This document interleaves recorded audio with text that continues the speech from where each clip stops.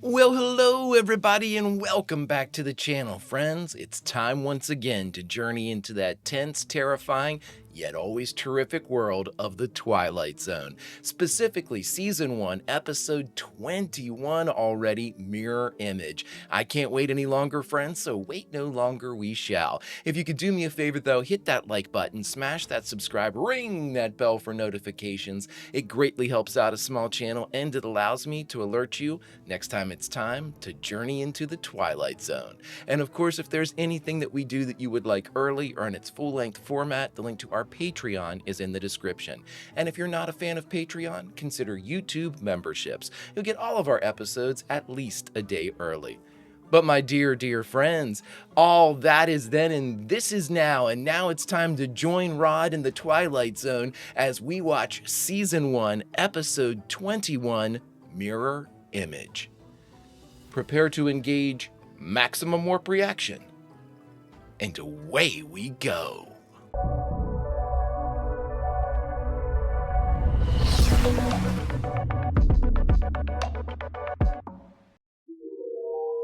Oh, Rod, tell us about this place.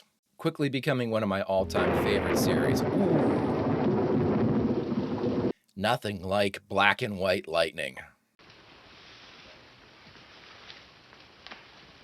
The reflection of the rain from the outside off those lockers. That was black and white. I love that detail. 2:05 in the afternoon or the morning? I'm pretty sure it's night, right? The bus to Cortland. What about her? Well, it was due a half an hour ago. Yep, half hour ago. Thanks for all your help, buddy. I told you that the last time you asked, miss. The last time I asked? The last time I asked was right now.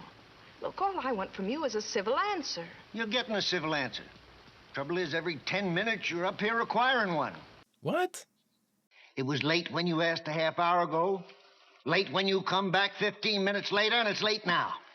And all the asking in the world ain't gonna push it none. Well, aren't you a sweetheart? Millicent Barnes, age 25, young woman waiting for a bus on a rainy November night. Like most young career women, she has a generic classification as a, quote, girl with a head on her shoulders, end of quote. Millicent Barnes, who in 1 minute will wonder if she's going mad. God, these setups. Okay, so with mirror image in play here, I'm wondering, does she have another personality, or is there like truly somebody that, you know, is a reflection of her? Because he said you keep coming up here, and she's like, it's the first time. Well, shall we run through it again, miss? Oh, No, asshole, give me my bag back. I'd try that. but that bag, What about it? well, it's just like mine. It's identical, even to the broken handle. What is this, some kind of a game? What? That is your bag, lady. You checked it. Oh, no, that isn't my bag. It looks just like my bag, but my... What? She looked back and saw that bag a second ago. The Cortland bus comes. There'll be a loud sound of an engine, door opening. People will come in here. Then you'll know the bus is here. I'll glare at you, and then you leave. And anyway, when I saw that, my bag... Give me my bag back then.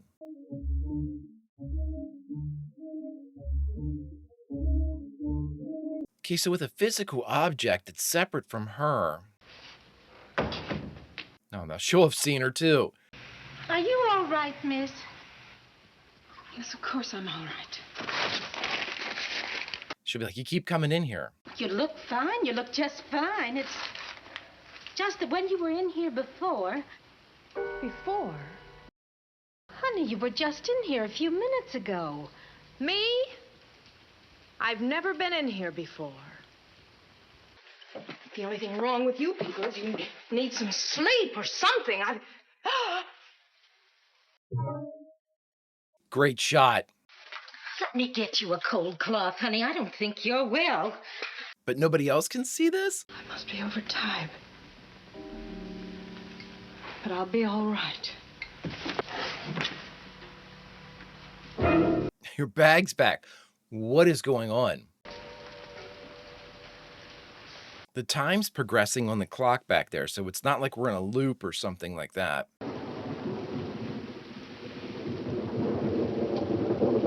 Listen, read your magazine, dude. This guy's gonna offer you no help. Excuse me. Yes? I wonder if you saw someone sitting in my seat a few moments ago. Yeah, you. Of course, I wasn't looking very close. What's the trouble? Oh, no trouble. I just thought I saw somebody I knew. Thanks for waking me up. Sorry to have disturbed you. The reflection on the lockers with the you can see it cast in the rain light, the light through the rain, I should say.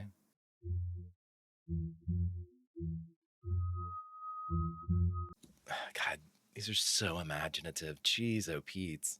I must be running a fever. I'm not even warm. I don't have any fever. No fever at all. Well, just, I mean, Excuse I don't. me, miss. Yes. Yes. Whoa. Oh. What's up, man? Bus is late, isn't it? It seems so. Let me sit next to you and get you soaked. Forgive me, miss. You're not ill, are you? We could use this guy. It's just that all sorts of queer things have been happening to me. I've been seeing things. Seeing things. I think I picked the wrong seat. Maybe I can help. Incidentally, my name is Grinstead. Paul Grinstead. I'm from Binghamton. All right, Paul. Nice to meet you. That man who takes the tickets, he says I keep asking about the bus.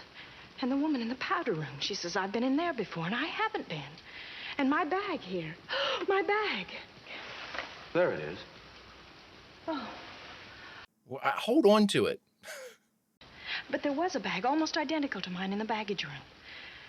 And then when I came out of the powder room, it wasn't there. Well, then ask him what happened to it. When I came out of the powder room, I looked in the mirror, and I could see the whole waiting room in the mirror. And What did you see, Miss Barnes? I don't know, Paul. Do you really want to...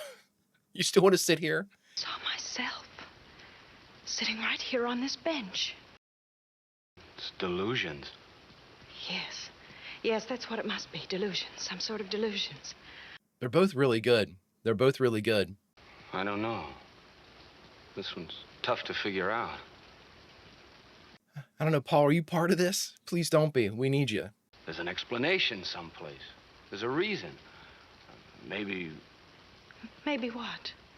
Exhaustion? Or maybe someone playing some kind of a joke or something. Oh, is that possible? Yeah, but how would they make an identical copy of her in the mirror, you know? And anyway, if there is such a person, where is she? Where is this person? Oh, hey, there's the bus. Let me take that for you. Looks heavy. Oh, thank you. You're very kind. Forget it. You're easy to be kind to. No, I mean more than just kind. How's it gonna... For a second, I thought the bus driver... Miss Barnes! Millicent! What's the matter? Wait a minute. What the hell? Ask Paul if he can see her. Holy smokes. We need to do a face-to-face confrontation here. On our way. You and the lady coming, or aren't you? No. Initially, I thought Paul was a duplicate. The driver and he were the same. Thank you. You've been very nice. Oh, it's all right, but offhand, mister, I'd say she needed some looking after. You know what I mean. All right, so now our narrator has shifted to Paul, essentially. If she's going to be out... Oh, she's up. She's awake. Oh, maybe not. Bus. It had to leave. There'll be another before too long. I'm assuming you guys got your bags? Remembering what? About something I read or heard about a long time ago. Doppelganger? About different planes of existence. Oh, okay. And each of us has a counterpart in this world. After the two worlds converge, comes into our world, and in order to survive, it has to take over. Replace us. Move us out so that it can live. You're assuming you're the original from this plane of existence, Each though. of us has a twin in this other world. An identical twin. Boy, Paul, aren't you glad you missed the bus? I've got a good friend. Lives in Tully. I'll call him. Maybe he'll bring his car down here for us. He might even be able to drive us into Syracuse. I'll call him. Or I'm just going to run screaming into the rain. Millicent has gone bye-bye. Unasked, I'll tell you what I think. I'd say she's got a leak in her attic. Hey, thanks, bud. I don't know what's going to happen. Gonna call your friend? Huh? Your friend in Tully, the one with the car. I don't have a friend. I don't have any friend in Tully. Yeah. Police, I guess. I think they're the ones that could help us. Tell you the truth, she kind of gives me the willies. But her doppelganger would be gone now, right? Even if it was like a universal type of thing, if that's what we're going with. Where are you? She wouldn't still be here. She was on the bus. How about getting some fresh air? All right. It's still raining, or?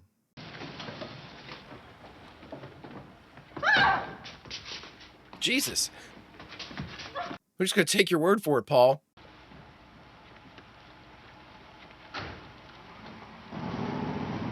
Jeez. I mean, well, that couldn't be abused or anything. I've got somebody here, they're not well in the head. Sure. Cops, come get them. Did you get her off all right? Watch, she's going to come out of the bathroom. Gonna take her to the hospital for observation. What was she talking about? The thing about another life. She's going to walk right back in here. Didn't take a snooze on that bench. Be all alone. No noise whatsoever. Thanks, bud. Oh, God, no. His reflection's in the door over there. How much of that are you going to drink? You're drinking up all my water. Son of a bitch. Hey!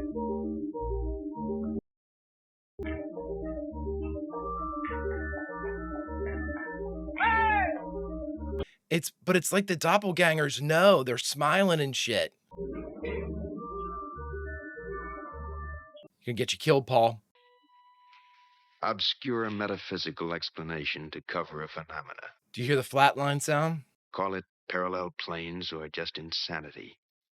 Whatever it is, you find it in the Twilight Zone. Parallel planes are just insanity. Jesus, Rod. All right, everybody, we just finished watching The Twilight Zone, Season 1, Episode 21, Mirror Image, and the only thing left to do is talk about it. All right, everybody, we just finished Mirror Image, the 21st episode of the first season of The Twilight Zone. This was a really good one because, I mean, they're all great. I mean, it seems like a broken record whenever I have to do these. Oh, these were great. All the camera work was awesome. The black and white looked great. What a twist, you know. You could just insert those for any of the 21 I've watched already, and it's applicable. But this one, you know, really interesting because this was like almost an exploration in insanity at first with Millicent. Whenever, I almost said Maleficent.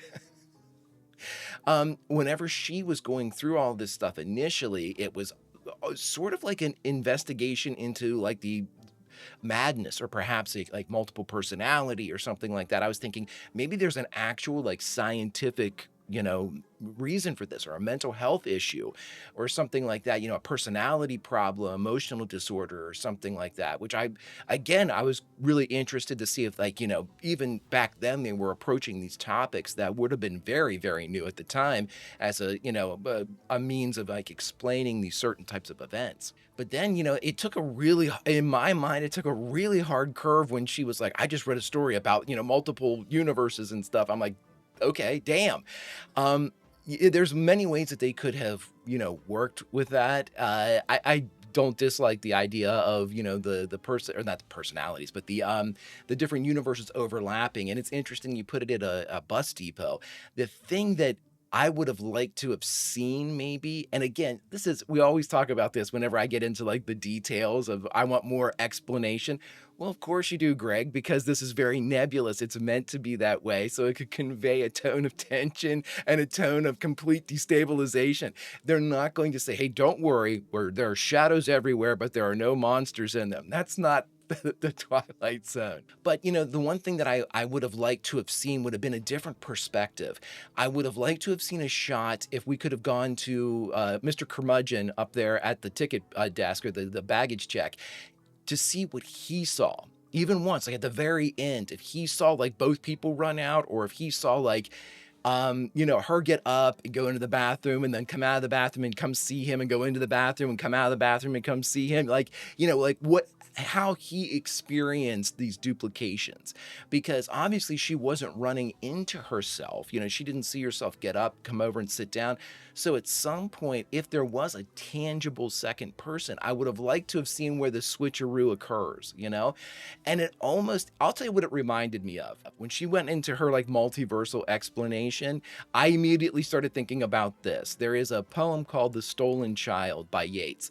And it's very similar to this type of situation where instead of a overlapping of the worlds, you do have the introduction of what is essentially like, you know, fairies or spirit folk come into the world, steal a human child and replace it with a doppelganger that would then grow in its stead. And you know, there's a whole bunch of things that go in with all that.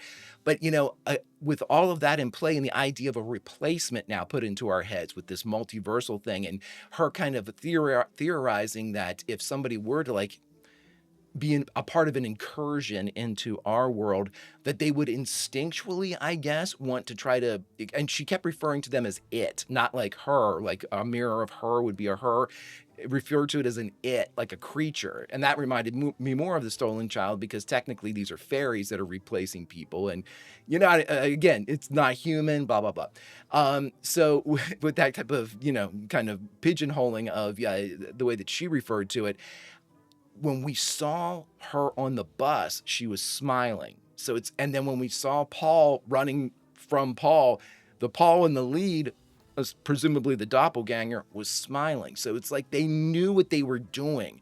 And if that's the case, then I would have liked to have, and again, why would they show us this? They would never show us this.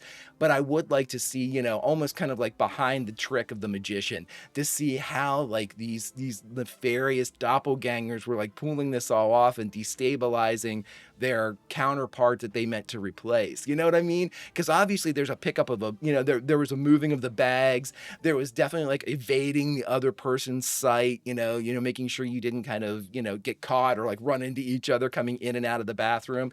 So there was definitely some tactics and strategy that were being employed by these other mirror images and things like that, which I thought was incredibly interesting. And I would have liked to have seen how the sausage was made on that one. But I mean, these are just so good. I think the thing that the Twilight Zone does the best, and I would argue that Serling's entire bent was to do the following. It was to make his audience think, and not just think, not just, you know, ponder the episode, but to absolutely stoke the fires of imagination. I think people like Gene Roddenberry and Gene Kuhn and the people, DC Fontana, I almost forgot DC. You know, all of the creatives that have these incredible imaginations that put together these great shows, you know, I think that their ultimate reward, whether it was ever spoken or not, would be to instill in their audience that same sense of wonder, that same sense of, oh, what if it's this? What if it's that? And I truly think that that is Rod Serling's approach to the Twilight Zone. And that's why I always want more questions. Give me more details. Give me more details. And Rod's like, no, because you thinking about what the details need to fill in all of this is you using your imagination and helping fill out the story. So we're all storytellers. When we watch, we talk about the Greek chorus all the time as a vitally important part of the narrative, and that's us. But in this, in the Twilight Zone, more so, I believe.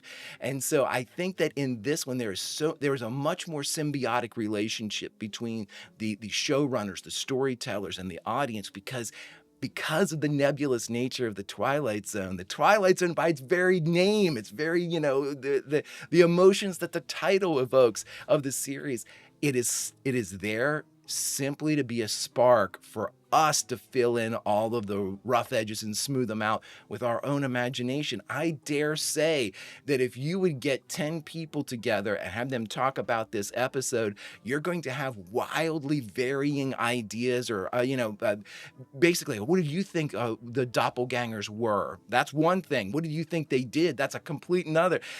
Was everybody else in on it? You start to think about all these possibilities, and that is, to me, is the absolute beauty and the gift of the Twilight Zone. Well, friends, even though we are on to the next one, I don't think I'll be forgetting this one for quite some time. If you could do me a favor, hit that like button, smash that subscribe, ring that bell for notifications. It greatly helps out a small channel, and it allows me to alert you next time it's time to join Rod in the Twilight Zone. And of course, if there's anything that we do that you would like early or in its full-length format, the link to our Patreon is in the description. But my dear friends, all that is then and this is now, and now it's time to say goodbye. And we've already mentioned the Greek chorus in this episode, and usually, as we are the Greek chorus, as part of our reward for watching the episode, we are able to go back into the episode we just watched and say goodbye from a scene of our choosing. That's how we do it with the other series, but with the Twilight Zone, we do something decidedly different. We say goodbye as a result of the episode. So, friends, where are we going? I don't know, but right now it's the middle of the night. We're in the bus station and we're waiting for dawn to arrive, and all of the buses with all of their possibilities, all the journeys that we could potentially take. In fact, the station's going to be very busy in an hour or two when 3 buses come in. And so, friends, we wait, and as they all pull up, we all watch as 3 of us get off. Friends, until such time as we can take another trip into the Twilight Zone, Vulcan roll, and I'll see ya.